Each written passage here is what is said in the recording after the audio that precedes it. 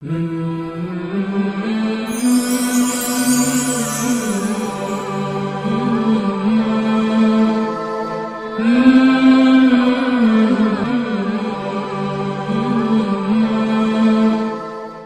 اللہ الرحمن الرحیم. ناظرین اکرام، السلام علیکم ورحمۃ اللہ وبرکاتہ. آپ تمام کا ایک بار پھر سے استقبال کرتا ہوں پروگرام اے ایمان والوں میں. اللہ تعالیٰ نے کئی حکم دیے ہیں اور بہت ہی بہترین حکم ہوتے ہیں اللہ تعالیٰ کے، اور اگر زندگی میں اپلائی کریں نا ناظرین تو بہت زبردست طریقے سے ہم لائف کو گزار سکتے ہیں. بہت خوبصورت لائف ہو سکتی ہے. ایک حکم اور ہے جس کے بارے میں آج کے پروگرام میں بات کرنا بہت ضروری ہے کہ جب بھی آپ جائیں تو آپ کو پرمیشن لینا ہوگا. کہاں جائیں، کس حد تک جائیں، کیا پرمیشن لینا ہوگا، کس کے بارے میں اللہ تعالیٰ ارشاد فرما رہا ہے، جانیں گے آج کے پروگرام میں. لیکن اس سے پہلے آئیے بڑے ہی عزت اور احترام کے ساتھ شو پر ملاقات کرتے عزت مآب علی جناب مولانا کمال احمد خان صاحب کا. السلام علیکم. وعلیکم السلام ورحمۃ اللہ وبرکاتہ. جب تک ہم نہیں پڑھتے نا ہم لوگ تب تک ہم لوگوں کو سمجھ میں نہیں آتا ہے. جب ایک بار ہم لوگ مطالعہ کرنا شروع کرتے ہیں یا پڑھنا شروع کرتے ہیں تب بڑا لطف آنے لگتا ہے. یہ ایک عجیب چیز ہے قرآن مجید. آپ پڑھیں تو پھر سچی میں ایسا لگتا ہے کہ وہ آپ کو کئی حکم دے رہا ہے اور آپ سے گفتگو کر رہا ہے. جی صحیح بات ہے. قرآن کریم کے ہم تھوڑا قریب آئیں اور قرآن کریم کو سمجھنے کی کوشش کریں، کیونکہ قرآن کریم ہمارے ہی لیے نازل ہوا ہے. بے شک اور ہم ہی سے مخاطب ہے. ایمان والو یا انسانوں یا اے بنی آدم، اس طرح کے جملے قرآن کریم میں کئی جگہوں پر ہے. بس ہمیں چاہیے کہ تھوڑا سے قرآن کے قریب آئیں اور دیکھیں قرآن کتنے حسین انداز میں ہمیں ہماری زندگی کے اصول اور قانون سکھاتا ہے. تو سورہ نور کی آیت نمبر 27 سورہ نور ہے. دیکھتے ہیں کہ آج اس آیت میں کس طرح کی نورانی باتیں کی گئی ہیں. آگے تلاوت کریے. بسم اللہ. بسم اللہ الرحمن الرحیم. یا ایہا الذین آمنوا لا تدخلوا بیوتا غیر بیوتکم حتی تستأنسوا وتسلموا علی اہلہا ذالکم خیر لکم لعلکم تذکرون. ایمان والو، خبردار اپنے گھروں کے علاوہ کسی کے گھر میں داخل نہ ہونا جب تک صاحب خانہ سے اجازت نہ لو اور انہیں سلام نہ کر لو. یہی تمہارے حق میں بہتر ہے کہ شاید تم اس سے نصیحت حاصل کر سکو. یہ آیت کریمہ کہ کسی کے گھر میں ہمیں داخل نہیں ہونا ہے وداؤٹ پرمیشن.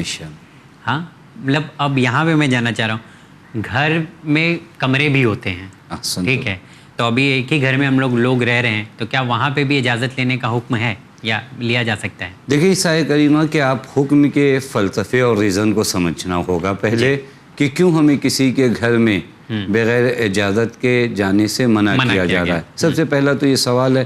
تو آدمی جب اس کو سمجھ لے گا تو پھر وہ آپ کا سوال کہ کمروں میں ہم جائیں یا نہ جائیں. دیکھیں گھر ایک ایسی جگہ ہوتی ہے جہاں پر انسان اپنی ایک آسان زندگی بسر کرنا چاہتا ہے. چونکہ جب آپ معاشرے میں نکلتے ہیں، جب آپ روڈ پر آتے ہیں، سڑک پر آتے ہیں تو خاص کپڑے پہنے ہوئے ہوتے ہیں، اپنے آپ کو آمادہ کیے ہوتے تھے. گھر میں جا کے آپ تھوڑا سے ریلیکس ہونا چاہتے ہیں، تھوڑا سے نارمل جو کپڑے ہوتے ہیں عام طریقے کی زندگی کے وہ پہننا. یا اپنے گھر میں آدمی نہ جانے کیسے بیٹھا ہو، کس حالت میں ہو، کس کیفیت اور کنڈیشن میں ہو. لہٰذا اب وہ گھر اس کے لیے ایک امن کی جگہ ہے، جہاں پر اس کی اپنی پرائیویسی ہے. وہ چاہتا ہے کہ وہاں پر ایک اپنے یعنی سماج سے نکل کر ایک اپنی زندگی گزارنے کی کوشش کرتا ہے. اب اگر اسی جگہ کو ہم یہ کر دیں کہ وہ گھر میں کوئی بھی کیسے بھی آ سکتا ہے تو گھر بھی تو حسن تو اس کے لیے محفوظ نہیں رہ جائے گا. اس وجہ سے اللہ تعالیٰ حکم دے رہا ہے کہ نہیں، اگر آپ کسی کے گھر میں جاؤ تو سب سے پہلے تستأنسو. یہاں پر بھی بڑی لطافت ہے. میں آپ کی خدمت میں عرض کروں، عربی میں تستأذنو بھی آ سکتا تھا کہ پہلے اجازت لو، لیکن یہاں پر اللہ تعالیٰ نے کہا تستأنسو. یہ لفظ انس سے ہے، یعنی اجازت بھی لو تو مہربانی کے ساتھ لو. وہ کرخت لہجے میں جب آ رہے ہیں، آنا ہے. یعنی قرآن اتنی لطافتوں کو دیکھتا ہے کہ اگر آپ کہیں جا رہے ہو تو کس انداز اور مہربانی کے انداز میں آپ کو اجازت لینا ہے.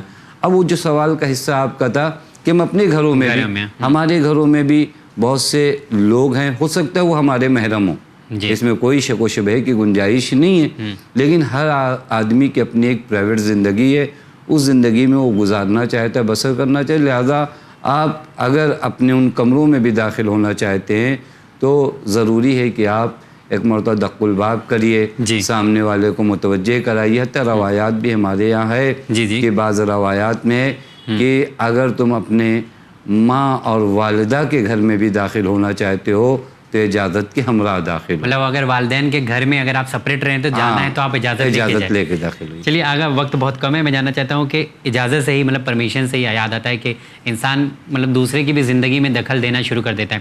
تو کیا اللہ تعالیٰ جو کسی کے گھر میں جانے سے پہلے کہہ رہا ہے کہ آپ اجازت لو، تو کیا کسی کی پرسنل لائف میں بنا اجازت کے، بنا پرمیشن کے گھسنے کی اجازت ہے؟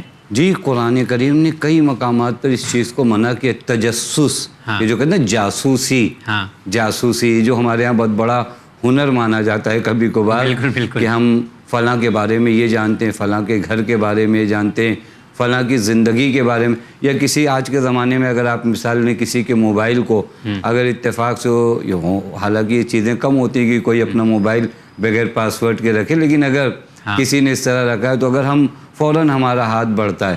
یہ تمام آیات آپ کو آ کر روکتی ہیں کہ تمہیں سب کے لیے اپلائی ہوگا، سب کے لیے ہوتا ہے کہ تمہیں تجسس اور جاسوسی کا حکم نہیں دیا گیا. ہر آدمی کی زندگی، یہ میں آپ کی خدمت میں عرض کروں، یہی کام اگر آپ کے ساتھ ہو، یہی کام اگر میرے ساتھ ہو، مجھے پسند آتا ہے. اسی لیے اگر آپ آیت کا آخری جملہ دیکھیں نا، ذالکم خیر لکم، یہ تمہارے لیے اچھا ہے. یعنی تم بغیر اجازت کے کسی کے گھر میں داخل نہ ہو، یہ تمہارے لیے اچھا ہے. میرے لیے کیا اچھا ہے؟ یہ تو اس کے لیے اچھا ہے. کہا نہیں، اگر سماج ایسا بن جائے کہ جہاں لوگ دوسروں کی عیب جوئی، دوسروں کی پرسنل لائف میں انٹر کرنے کی کوشش کریں تو خوب کوئی تمہاری بھی پرسنل لائف میں انٹر کرنے کی کوشش کرے گا یا نہیں کرے گا. لہٰذا قرآن تمہیں مخاطب کرتا ہے یہ رواج اگر بنا تو تمہارے لیے نقصان دہ.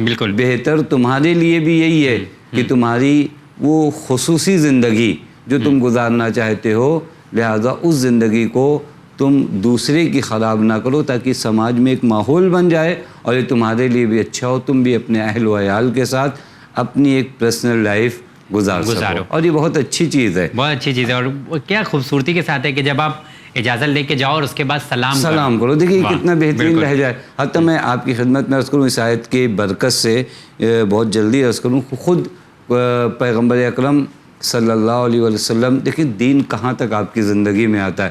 پیغمبر فرماتے ہیں جب دق الباب کرو تو دروازے کے فرنٹ پہ مت کھڑے رہو. یعنی سامنے دروازے کے نہ کھڑے رہو، تم دائیں یا بائیں دروازے کے ہو.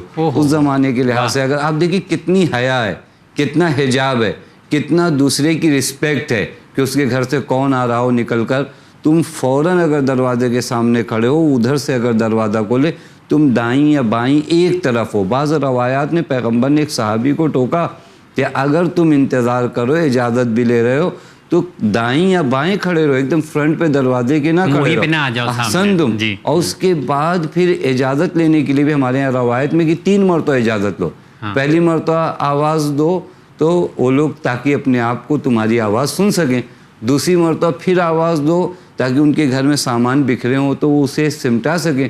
تیسری مرتبہ آواز دو تاکہ وہ تمہیں اجازت دیں. یہ دین ہے جو دوسروں کی خصوصی زندگی کا اتنا خیال کرتا ہے. بہت خوبصورت چیز مطلب بیان کی گئی ہے اس آیت میں، مطلب سورہ نور کی آیت نمبر 27 میں. مطلب بہت زبردست چیز ہے کہ آپ کسی کے پرسنل لائف میں بنا پرمیشن دخل نہیں دے سکتے ہیں، گھر میں نہیں جا سکتے ہیں، حتیٰ کہ کمرے میں نہیں جا سکتے ہیں. حتیٰ کہ آپ وداؤٹ پرمیشن کسی کا اگر موبائل بھی کبھی آپ ٹچ کر لیتے ہیں تو اس کی پرائیویٹ چیزوں کو آپ کو نہیں دیکھنا ہے یا نہیں جاننے کی کوشش کریں کہ کیا چیٹ ہو رہی کیا نہیں. چلیے آگے، بہت شکریہ، کیونکہ وقت بالکل بھی اجازت نہیں دیتا، دعوان وقت میں گنجائش نہیں ہے. انشاءاللہ کل پھر آپ سے ملاقات کریں گے. تو جی ہاں ناظرین، آپ تمام سے لیکن اجازت لیتے ہیں. انشاءاللہ کل کے پروگرام میں پھر آپ تمام لوگوں سے ملاقات کریں گے کچھ اہم ترین پیغام کے ساتھ. آگے بڑھیں گے کیونکہ بہت کم دن بچے ہوئے ہیں لیکن پیغام زیادہ پہنچانا ہے. دیجیے اجازت ہمیں ہماری ٹیم کے ساتھ. دیکھتے رہیے چینل ون. بہت شکریہ.